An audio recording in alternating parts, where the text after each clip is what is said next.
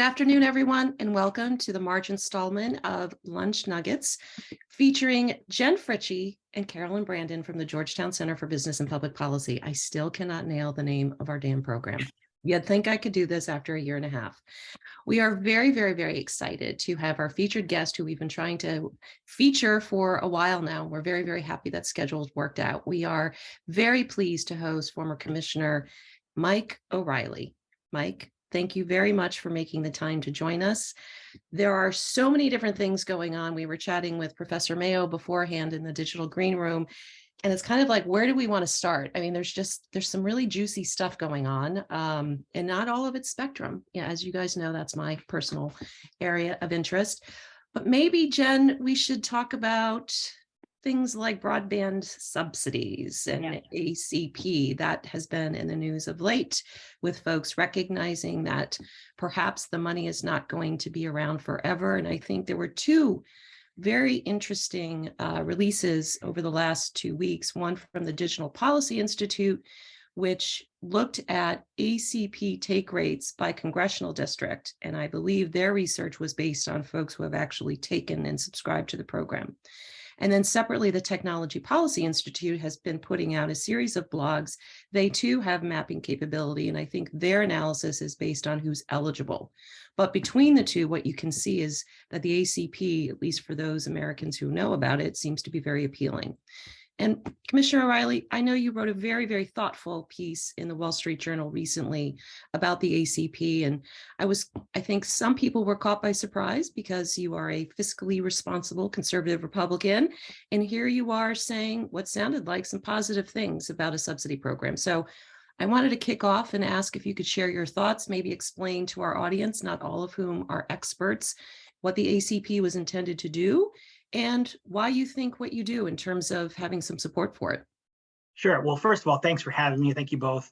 I do like the title. I mean, though it makes me think of my little kids versus a Telecom, little nuggets. Makes me think of, I got to go do something for, some little ones yelling at me. But so I appreciate it. And you're very kind to recognize my piece that I wrote. And yes, as a fiscal conservative, it is a little, could be seen as out of the ordinary. But the truth of the matter is, if you believe that, like I do, like Congress has, that broadband availability is more than just access, that you also have to deal with affordability.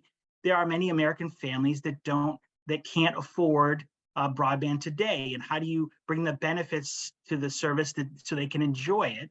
And that's what, in my mind, ACP was, founded on. It started in a bipartisan Congress and then migrated to the infrastructure bill, which wasn't exactly bipartisanship at its best. But we got to a program that actually does some pretty good things in my mind. First, it actually targets those consumers who actually are in need, rather than just indirectly funding broadband providers and hoping that the money trickles down to rates. And some of the USF high cost programs run that way, and it's inefficient and not very beneficial for consumers. The second is that it actually is technology neutral, meaning you can take the money. It functions pretty much like a voucher program, which conservatives have been in favor of for many different other areas. You think of school choice, you think of other things. You can take the dollars to whatever provider best meets your family's needs for those that are eligible, rather than someone predictating you can only be a cell phone or they can only be fiber or something. You can figure out what's best for your needs. And from that, we're at somewhere around 16 million subscribers to the program today. It's growing about 200,000 a month. We're going to be quickly at 20 million before we turn around. So I think there should be some type of mechanism to deal with affordability. It also reduces the pressure to regulate rates, which is important from a fiscally conservative perspective. Someone from conservative overall that doesn't want the FCC or other government entity regulating the rates of broadband and interfering with the marketplace is working quite well. So I think the program is well designed, and I think that it's due for Congress to add some funds to it in the next give or take 6 to 9 months. Mm-hmm. Well, Jen, I know this is right up your alley. What do you think, Mike, the implications are for some of these other less targeted programs that have been out there and certainly have been subject to, debate and discussions about reform for over 30 years. And now we have several cases going through the courts of appeals challenging the idea that the FCC has the legal authority and jurisdiction to do some of what it's been doing in the administration and funding of those USF programs. I was wondering, how do you think those fare going forward versus what we're seeing as good outcomes from the ACP and how those programs are different from ACP? Well, I've been trying to keep the ACP conversation slightly separate from USF reform and the 4 programs over there. I'm not against dealing with reform. I've worked a long time in my career. I'll roll up the sleeves with anybody who wants to do with USF reform. But I think the 2 issues, combining them, makes it really difficult for Congress to tackle them. And then you get into the issue of, challenge to the constitutionality and the authority issue, and whether USF overall can survive the court review. As somebody who worked in the '96 Act, where USF was codified, I was a young kid at the time. Fewer gray hairs, but it didn't at the time match up. What Congress was doing in those rooms that I was part of didn't match up with what the commission did. I think many of us thought we lost those debates over the years, and we just moved along. And so you had to play the cards that were dealt. Now we're going to see a new fresh hand in some instances. I'm not sure the courts are going to exactly go one particular way. I don't know that they're going to usurp.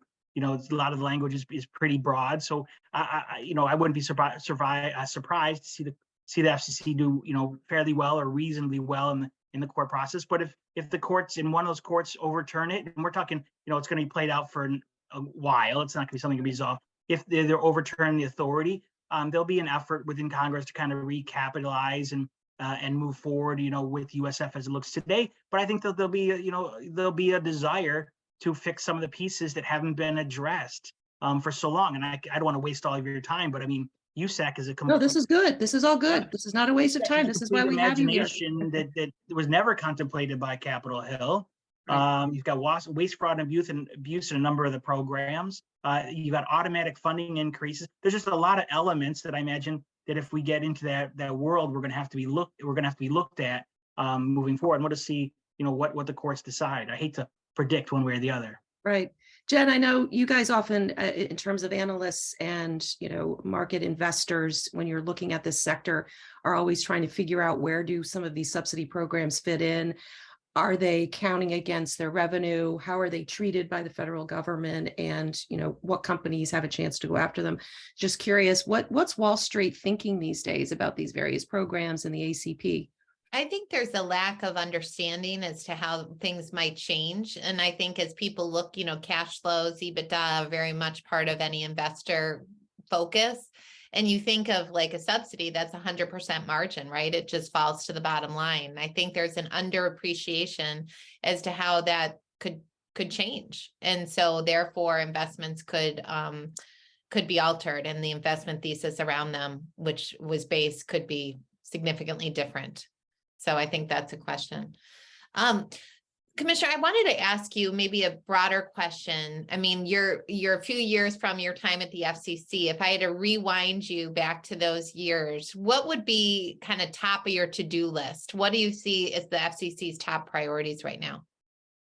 Well, that's a tough one, right? Because, when I left, I was still in the majority. And I've during my time at the commission, I was both in the minority and the majority. So you have a different role in the minority under, and I would be, and if I was currently there, I think I'd be pushing certain things. I'd be more aggressive in certain areas. I think this commission's taking a measured approach in the agenda, and they obviously some of that's from the makeup of the commission, but also I think it's, where does the commission want to go? Some of the issues have already been addressed. And I'd be pushing the really big issues. That's kind of what I did when I was at the commission. Things like USF reform, things like spectrum pipeline issues need to be addressed. There's so many things to be worked on within the bounds of the authority. And I know there's desire to escape and talk about all the hot issues, AI and all kinds of things but the commission has, so many things that it can do that I probably would be working on if I were still there.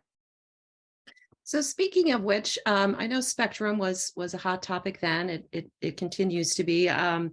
mean, lots of things going on recently with respect to spectrum. Jen, I know you guys were, when I say you guys, I mean generally investors were a little bit surprised that this thing called auction authority was just going to go poof, and all of a sudden, nope, can't do auctions anymore. Obviously, there's a big effort to get that authority reinstated. So I don't think we're talking about the FCC never, ever, ever being able to auction spectrum. But so we have that little development, and I want to get your reaction to that, Mike. And then today, this morning, out of the NTIA within the Department of Commerce, we saw their special counsel, Scott Harris, put out the, Mike and I were joking, a rather brief but to the point set of questions as he meets the mandate from the Biden administration to develop a national spectrum plan. So I wanted to talk about both of those topics with you. Commissioner, thoughts on the expiration? Were you surprised that it ground down the way it did? Well, I'm disappointed. I probably worked on it 4 or 5 times when I was in government service. I really think it should be extended. There are no good other alternatives. You know, there's no other better way to assign a licensed spectrum this way, you know, except through auctions. And so I think that it's shameful that it didn't happen, and it's a mistake. But we are where we are. Hopefully, we'll put the pieces back together at some point, and I mean, as a nation, we'll put the pieces. I'm no longer part of that decision-making process, but they, need to put those pieces back together. I think what it shows, though, is some of the frustrating parts with certain players and actors, the disingenuousness of certain, federal agencies who will say one thing to one side and another thing to other side. And so you saw, pieces within the Department of Defense, they were saying one thing, and yet, obviously we're feeding the conversation in another. And I think that's disappointing. That helped steer some of the conversation. It was evident during my time at the commission. They would say one thing and then wait for the administration change and say another. And so I think that's problematic for spectrum policy to actually make thoughtful decisions for going forward. It's problematic when other agencies did it, when we're talking about C-band and other universes, and hopefully those are going to work themselves out. But it's problematic when you had agencies that aren't playing fair, in my opinion. I think that's a good point. Jen, I think you've seen the stats.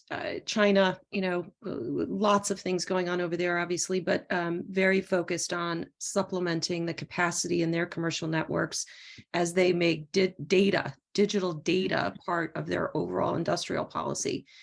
And so I know the industry here in the United States is very mindful of the widening gap between where the US is in terms of a pipeline, we don't have one, versus where, some of our biggest fears in terms of national security and the ability to be competitive on the global stage. When we look at what China is doing, we're falling behind. So I guess the question is, what is the path forward? I know the industry has been very focused in having those conversations with the Hill, with the Defense Department, with NTIA to identify a pipeline. Do you see this plan, the National Spectrum Plan, as a viable path to feeding that, or do you see something else happening in the shorter term, the nearer term on the Hill, Mike? And well, go ahead, please. Oh, I was just going to bolt on a question. Future spectrum, will it have shared components? Sorry to interrupt. Sure. No, well, look at I view the two, the spectrum strategy and the pipeline issue that Congress is considering. They're not, in contrast with each other, but they're not exactly lined up. When we joke about the length of the NTIA document, if you take out double spacing and some of the perfunctory process issues, it's probably about 3.5 pages of some very early questions. Kind of reminds me of an NOI, a notice of inquiry from the FCC, very broad issues. I know that they're further along in their thinking. I've seen Mr. Harris talk about it publicly, so I know that. But this was, it's a very early document. And it's funny because some folks teased the last administration for not actually delivering a spectrum strategy, and then we see this one. It's fairly early in the process, and so I'm hopeful that it moves forward.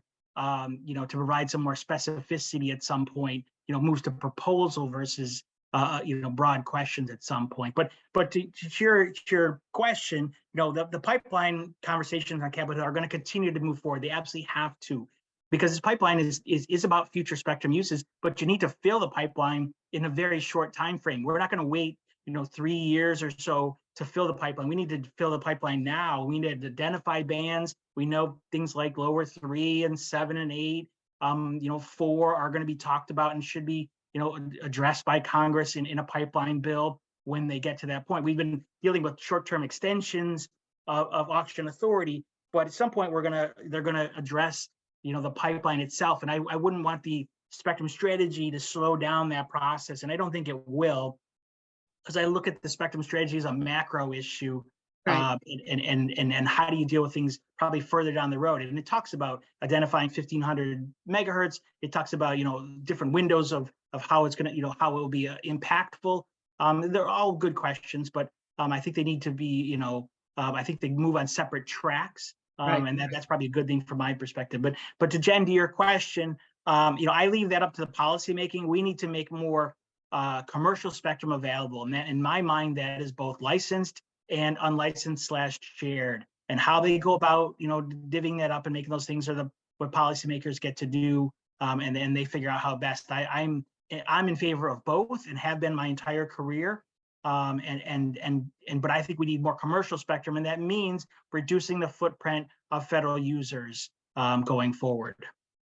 In a way, to be fair, that what's frustrating for me, and I think also for you and Jen, I think for you as well, because we've been around for so long, is that people forget how we got to auctions as a mechanism to begin with. There were a lot of other ways of allocating spectrum that had been tried and were deemed, quite frankly, by Democrat administrations as not being efficient. And so that's how we got to using auctions as the mechanism. And, you see these articles by folks who have not been involved with these issues as long as we all have, and you hear them, criticizing auction, well, that's simply a way to raise money. Well, yeah, because it's efficient and other ways of trying to determine the value of spectrum and making sure it gets in the hands of people who are going to turn around and use it.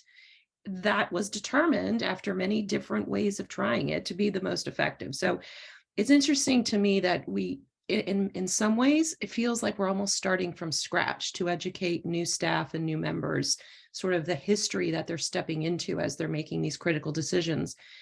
And again, there is a question in here. What do you think is the best way to try to capture all of the lessons we have learned about things like how you clear encumbered spectrum that has government uses, and they are reimbursed for the cost and the effort to go somewhere else or to upgrade their equipment? And we have real life examples where that has happened. It has happened successfully, and folks at the Pentagon and other federal agencies were quite happy with the results. So how do we tell that story? Because I feel like that's been forgotten. Yeah, you highlight. I came into my federal career right as auction authority was happening. So 93 is pretty much, when OBRA 93 created, and I came in the end of that time period. But I was, when it's fresh, people were still talking about the lotteries that were held and the comparative hearings and how many problems that they have. And you don't have to look that far back to not have to look 30 years back to see that, look at how we award some of the non-commercial broadcast licenses. We do this, point system. The commission still uses it. I had to vote on many times and vote on these licensees get 6.5%, 6.5 points, and these guys only get 4. And why is it? And you give added bonus points for this and that. I mean, it's really a subjective, objectionable process that you really wouldn't want to have happen. And I agree with much of what you said. The spectrums are absolutely the best way to you get the licenses in the hands who will value it the most. I do think that there's a little bit of difficulty because, and I was guilty of this in Capitol Hill, is trying to look at how much revenue does it raise, and the statute specifically bans the commission and the process from trying to figure out how to maximize revenue. It's not about raising auction revenue; it's about making sure it's an efficient way to award the licenses. Right. And I think we still can do that. To your absolute point at the end, which is very viable, is 2 parts. One is, we have a mechanism for clearing bands. It works fairly well. And the price is, questionable. Certainly, if you look at 345 and that process, I think some of the inflated valuations from DoD, there's a problem there that should be addressed. And I've tried to suggest how to deal with that and how to reduce the overall federal agency spectrum footprint. I've suggested mechanisms, cost of the budget, lots of different tools that can be used there. So there's ways to go about it to improve spectrum efficiency on the federal side, but they are made whole under if you're going to clear. But that doesn't mean clearing is the only way. There are other shared mechanisms and unlicensed that doesn't require some of the sharing, and he's trying to figure out how to find that right balance. And if you want to see how the payoff system can work, you look at C-band, where you had a very, right. It wasn't federal users, but you had a very efficient mechanism after we had a long debate on whether we should have a private auction or a public auction. You go through that, finish that conversation off, and then you have a very efficient mechanism to get satellite users out of a band because it was in their best interest. They came forward and said, pay me off and I will leave. And you now have a huge swath of spectrum for new 5G services. So that will be replicated, I hope, in future. But that doesn't mean it's the only mechanism. And there are going to be opportunities where you don't clear and you introduce sharing into the band, like 6 gigahertz in some instances where you have other users there, or 7 and 8. We're going to have to figure out what to do. We and collectively policymakers are going to have to decide what to do in that space. So there's lots of different tools. These are the best mechanisms we've had over the years. There are definitely improvements to be made, but that we can't revert to the old system. There's absolutely no way we're going back to comparative hearings and lotteries. The good news, if there's a little, is there's not exactly one band that we're ready to auction today, and the expiration or the lapse of authority is keeping that from happening. Sure, there's some broadcast licenses, but that's not really a big deal. But in near future, we're going to have to get that auction authority back operational. And do you think carriers need time to digest the auctions that already happened? I mean, Verizon spent something like 83 billion or over that, actually, not even including the clearinghouse expenses on C-band. So that takes a while to digest that from a balance sheet standpoint. Yeah, the carriers are not only digesting the financial side, but they're also on the implementation side and getting those bands operational into their network and into their portfolios. So you do take a little bit of time. But if the commission or Congress were to mandate XY band were to move forward, I suspect people will line up for it, given how limited availability there is, and the need for it to happen. And there's lots of bands that I mentioned, lower 3. I mentioned 7 and 8. People, certainly I'm a big fan of 12. There's definitely 4. So there's a number of bands in 12. You got 13 that the commission's looking at. So you've got a lot of bands that they could go, and it's really finding the right time and fitting those into the pipeline. Got it. Commissioner, I know 12 is near and dear to your heart. I was curious if you had a chance to read an analyst report that came out this week with some opinions on 12 that sounded a little like maybe nothing was happening. Well, I'm not there at the commission anymore to know the internal workings. It's hard to see. A lot of the pieces that would decide whether to move forward or not are very limited few number of people the commission would actually be part of. I mean, commissioners wouldn't be until it's actually ready to kind of hit the floor. So I can't tell if some of those things are accurate or not. I'd like to believe that's not the case, because it's 500 megahertz of prime spectrum for whatever purpose we can figure out. With flexible use, the nation can figure out but we don't have a lot of other bands that aren't encumbered by federal agencies. And we talked a little bit, I think I alluded to some of the problems with federal agencies. When C-band didn't have federal agencies, and we were able to clear that in a reasonable time. You can do the same in 12, whether you relocate people or you clear. I mean, that's not for me to decide, but there's definitely an opportunity in 12. And then they're talking about 13. The commission's got 13 out on NOI. Will hopefully go to NPRM at some point. And I'd like to, if you add those together, you're talking about over 1,000 megahertz of spectrum that the industry and the manufacturing industry is ready for, in my mind. So that's exciting, and we'll just have to see if that can come to fruition.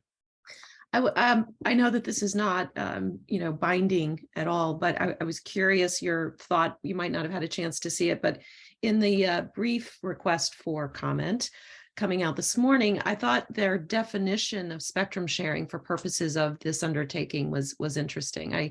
I think in DC, in certain circles, the word sharing means something and only one thing to certain people, but this reflects a more expansive and I think maybe a more helpful way of defining sharing, which is anytime you have more than one person one entity in a band.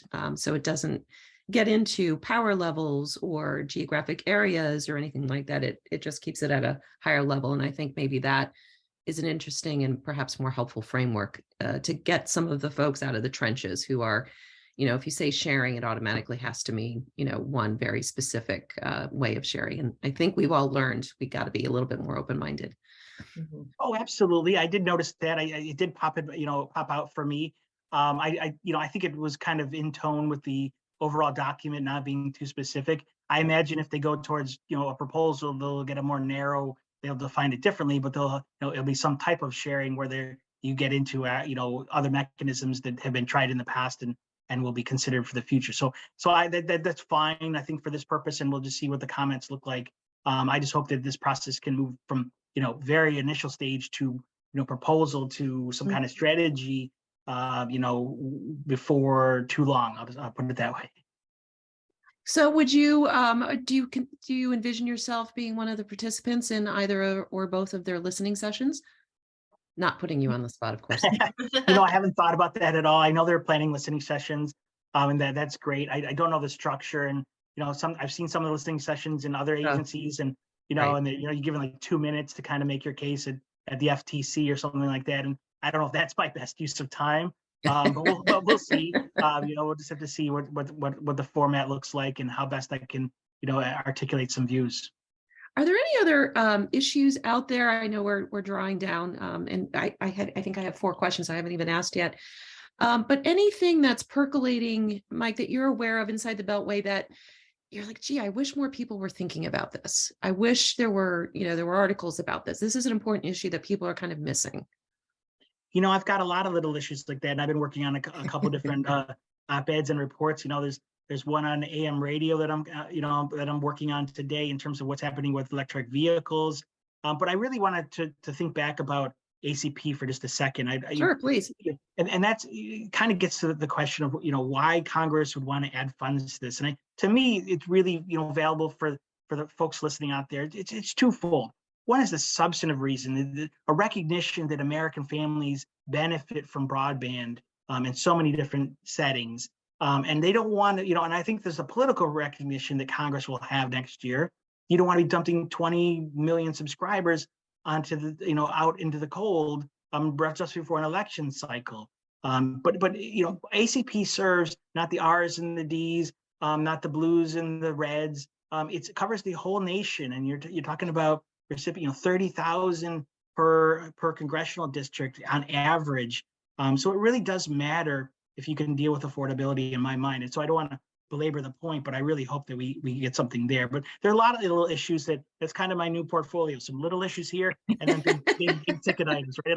I'd love to solve the administrative law judge, kerfuffle and mess that we have on our hand. Right? You have the same reaction I do, and that's separate from what the decision was. Right. And the substance of the issue. Just like the administrative law judge process is completely broken. It's something you would find in a banana republic, not in the United States of America.